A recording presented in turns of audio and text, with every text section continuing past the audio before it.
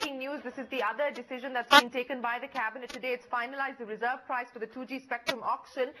We don't know what that price is just yet. We'll get my colleague Malvika Jain to join us. But that's the other big story at this point in time. The cabinet has decided on the price for the 2G auction. Let's go across.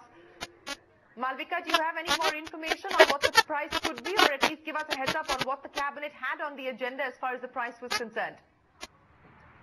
Well, we do not know yet what the final decision is, but there is an inkling that the cabinet has endorsed the recommendations of the Telecom Commission, and spectrum auction will proceed further as far as those recommendations was concerned. The DOT, in the meantime, is considering whether 3G auction should be conducted along with 2G spectrum auction, and we have picked up exclusively that it is possible that the government may not put 3G spectrum on auction. What this would effectively mean is that whatever reserve price that the cabinet may have decided upon, there will be immense pressure on companies like Bharti Airtel, Vodafone, Idea and Reliance Communications to win back spectrum in circles where their licenses are coming up for renewal, and this could mean that the government will be able to, the market discovered price for spectrum may be unrealistic in some circles. Okay, hang in there, Malvika. I'm going to get reactions. Jaideep Ghosh and Sanjay Kapoor both join us. Jaideep, first reactions from you. You just heard what Malvika had to say. We don't have the price just yet, but a final call has been taken as far as the 2G auction is concerned. And more importantly, as Malvika broke this morning, it looks unlikely that the 3G auctions will go ahead along with the 2G auctions in this fiscal. Your reactions? Yeah, I think, it was expected that the cabinet would approve a pricing which is, recommended by Telecom Commission or something which is near that. So if that has happened, then that is not something which is, was not expected as such, because the Telecom Commission is a higher body. It also has representation from different ministries, finance, DIPP and others. So I think it is, in that context, it looks more expected lines. 3G and 2G, I think we'll have to see, because from an industry perspective, it is good to have both of them, all the spectrum bands actually being auctioned at the same time. But we need to see what is the final kind of call, and then we can comment on that, Shireen. Absolutely. We are still awaiting details. There is, of course, no official information. This is source-based information at this point in time.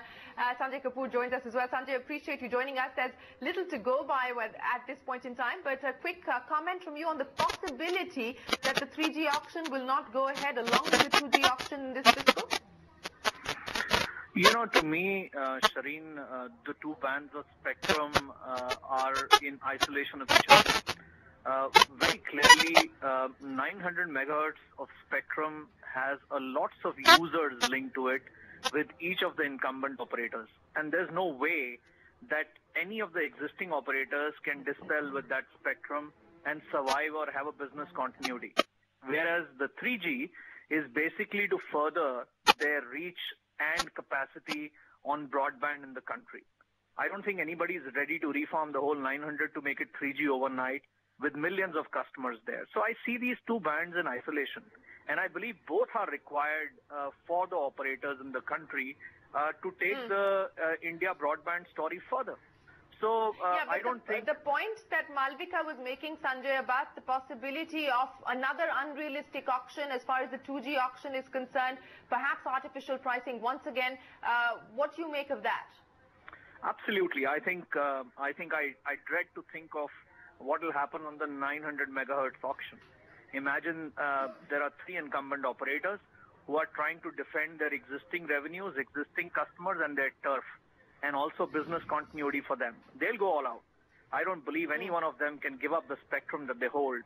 And therefore, the reserve price to me is just academic in nature. It doesn't matter what the reserve price is. Those guys have to stick to their spectrum and hold it at any cost. Absolutely, you're right, Sanjay. I'm going to come back to you in just a second. Malvika, as Sanjay Kapoor was pointing out, the reserve price is merely academic because, as you pointed out, and Sanjay reiterating there, companies like Bharti, etc., will have to do whatever it takes to retain that spectrum. Take us through the recommendations for the benefit of our viewers, the recommendations that have been going back and forth in terms of pricing, so we get some idea of what decision the cabinet may have finally taken.